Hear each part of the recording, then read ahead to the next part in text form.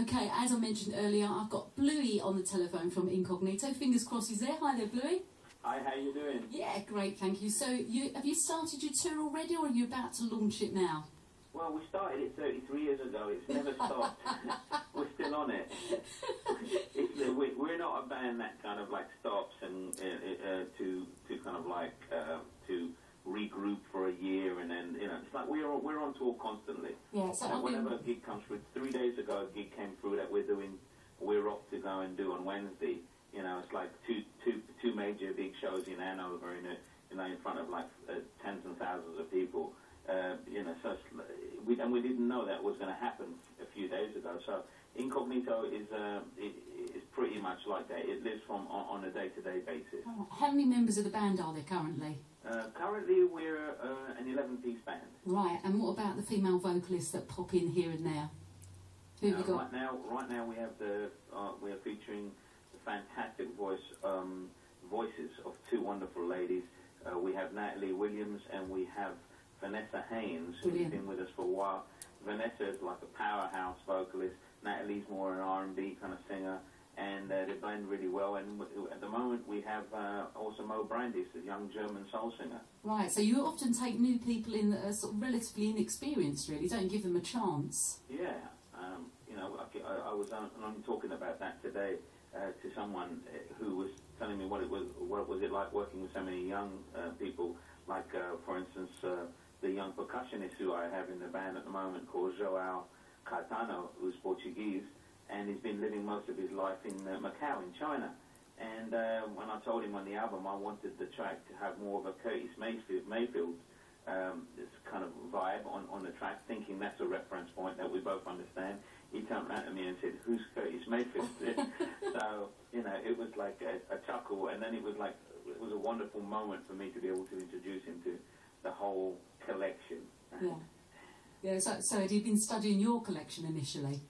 Yeah, this is it. He knew about Incognito, but he didn't know about, it was like, it's my dream to play with Incognito, but not everybody's got the roots of the music, and even I don't have the roots of the music that I'm playing, Yeah. It's like I'm always searching, which is why I'm always buying. Yeah, you're always learning all the time, aren't you? That's right. Actually, one of the questions I wanted to ask you was, what are you currently listening to at home? Because I did notice on your website, which is incognito.org.uk, that you had your top tracks of 2011. It's not been updated quite yet.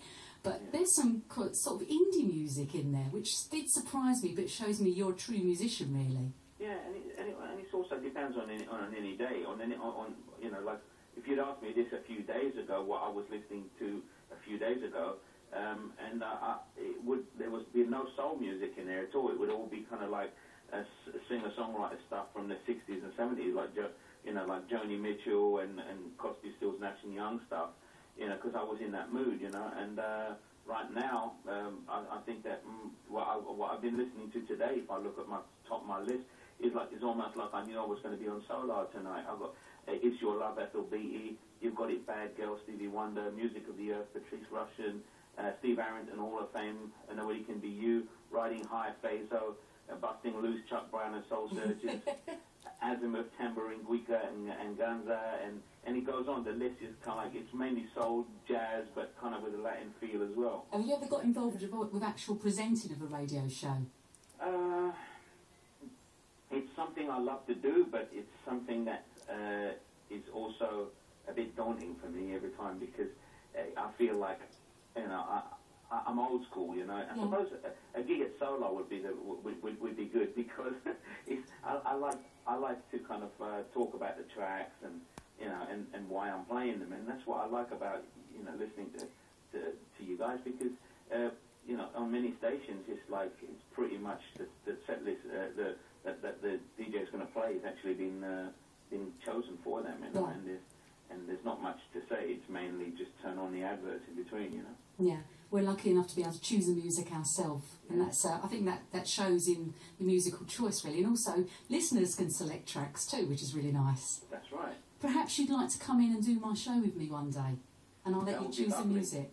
That would be lovely. I look forward to it. I'll arrange that with you when we finish this. Yeah, when you finish your tour, maybe you can come back and do that with me, and I'll do all the... Well, I'll do it in between dates, because if you ask me to finish my tour, it could be another 10, 25 years. So firstly, can you tell us the actual name of the tour? Well, right now it's always in a year. It's more like which album we're kind of pushing, and at the moment it's Surreal. Yeah. It's the Surreal tour because that's the name of the new album. Yeah. And we're actually doing a London date coming up. We're doing 2 nights in London at the end of this month. But the 25th is already sold out. I'm going. And there are a few tickets left for the 24th. So anybody out there listening wanting to come to see Incognito performing a lot of tracks from Surreal and with a special guest from Italy, a wonderful singer called Mario Biondi. Yes. Some of you may have checked him out already at Roni, his legendary Ronnie Scott sessions. But all heard him on the last album that we did with Shaka Khan, duet on Lowdown. Yeah. So how did that come about that Mario is travelling with you? Well, he's actually just coming into the London gigs because I'm actually mixing his album, which I've just finished producing. We're actually preparing his next solo album right now, and as he'll be in town, he's going to jump up and get up there with us, which is what we do when we're in each other's territory. Right, that's when really we're nice. in Italy, we jump up with him, Right, so he's not doing the rest of the tour with you, it's just the UK dates then? UK dates, and then we're planning to do some dates together towards the end of the year, and probably a big major tour next year with Mario. So you're starting a tour on the 16th, you're in Hanover in Germany. Yeah. Then you're going over to Kuala Lumpur as well. Kuala Lumpur the day after, yeah. Yeah, for the International Jazz Festival, that's on the 19th. Right. Then you're knowledgeable. I've got it really funny, obviously.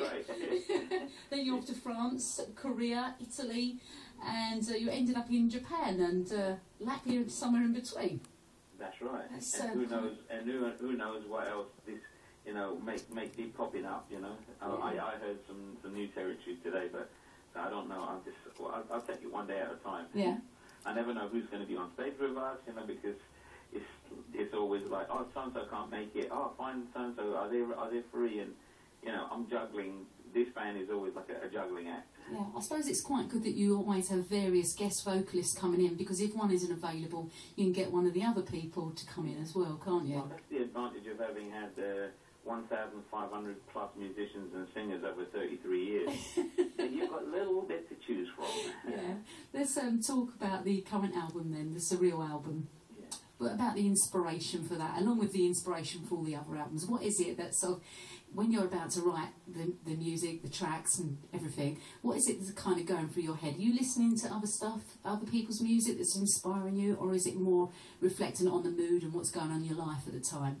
Well, as a writer, everything that is around you, everything that surrounds you, what you eat, what you read, what you see, what movies you see, where you travel to, it's all inspirational. But some of it is not because you're going to write about that particular subject, you may write about an old love story that's gone on in your life, or something you've read in a book ages ago.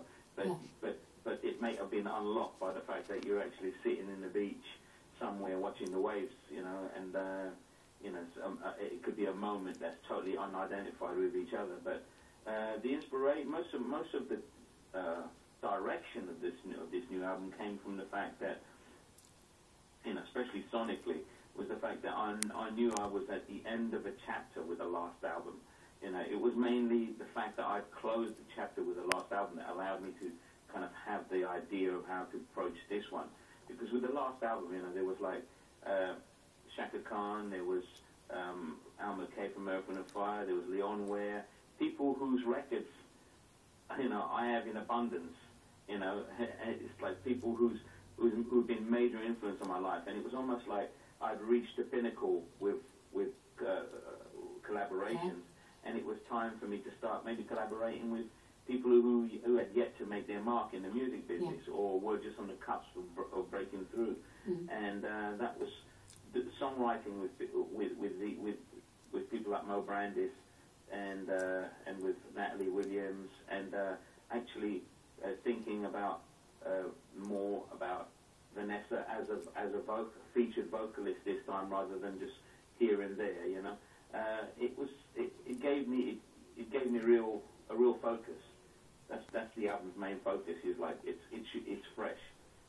It's a fresh start. It's you've done collaborating with the greats, and now it's like time to allow the young people in this band to kind of influence you themselves, rather than Do you think you will go back to recording with some more of the greats as well in future, though? Yeah, I mean, you never close that door, but on this album, it was definitely the way to go. You know, there was lots of people around me that I could have had on there. So many people offered to be on this album. It could have been a who's who of soul and jazz music. I may still make that, but I think I would rather do that when I feel like maybe, you know, I'm a little bit pushed for songwriting ideas, and you know, or I need to chill out for a year and not think too much about music, go off and do something else, and then just come back and do a bunch of collaborations with big stars. You know, maybe go on holiday for like 6 months to a year. You know. Yeah. Yeah. So originally from Mauritius, what age did you move to the UK? I was 10 years old. I was actually just turning 9 years old when I came. So have you still got huge ties with Mauritius and always going back there? A place like that has a major significance in your life because it's such a contrast to coming to the UK, and you hold on to it because, you know, when you need to tap into that life which is, you know, which is neighbourly, which is friendly, which is sunny. You know, sometimes you can't do that here in this country. No. You know, sometimes, you know, it's like the weather, it beats you, you know. And I tap into the spirit of my country all the time. So therefore, I hold all the memories really close to me. And also, you know, the people that were in my life, my great-grandmother and my grandmother and my grandfather, they played major roles in my life. And they kind of like live in my music. Yeah. Because of the way they were pretty kind of open and very encouraging. Like, you know, it's like my grandparents were the ones that actually first told me when I said at the age of 5 that I'm going to play music for the rest of my life. They you know, it was going to be my job, and they're the ones that said, yes, of course, you know. That's good, isn't it? It's almost like encouraging, because even my mum didn't get that. You know, she didn't get it. She was like, but what about a serious job, you know? And you must study hard, you know, start to do, you know, she had her own path as a mother, you know, who was bringing me up as a single mum, me and my sister, when we came to England, you know. Yeah, so where is it you're currently living? In North London, so Newington. A true North London boy then? Yeah, when we first came here, we moved around Edmonton and Tottenham, and then Holloway Road, you know, Caledonian Road, and now we moved to Dalston after. I lived in Seven Sisters, Dalston, which is kind of North London and East London, you know, kind of like on the cusp of Hackney. Yeah. I like the life around this area because there's a lot of life, you know. There's that whole kind of Jamaican community, Turkish community, you know, like kind of coming together. There is a nice, you know, what there is in the markets, nice smells, you know. It's like up here, Stoke Newington is like little India, you know. Except there's about eight Indian restaurants, but not one good one.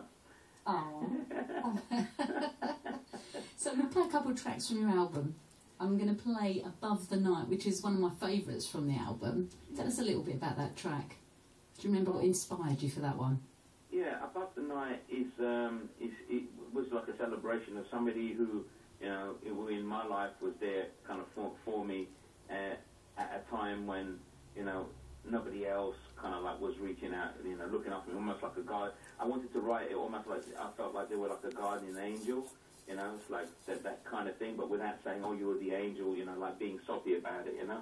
In my life, I really wanted to kind of write it in an edgy way, and I'd had the kind of the idea, and Matt had the music, and when we kind of combined on it, and then we brought in Natalie, and Natalie kind of really kind of brought it all together.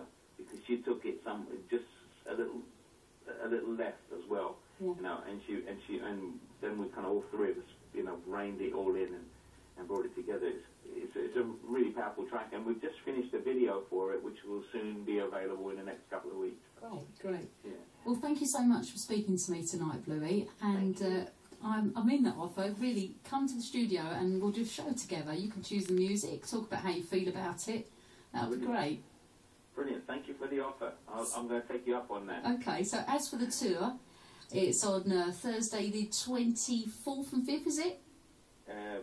Yeah, Thursday 24th and Friday the 25th. But Friday's sold out. The 25th is already sold out, so get down on the 24th because you know, we're going to have 2 nights of partying.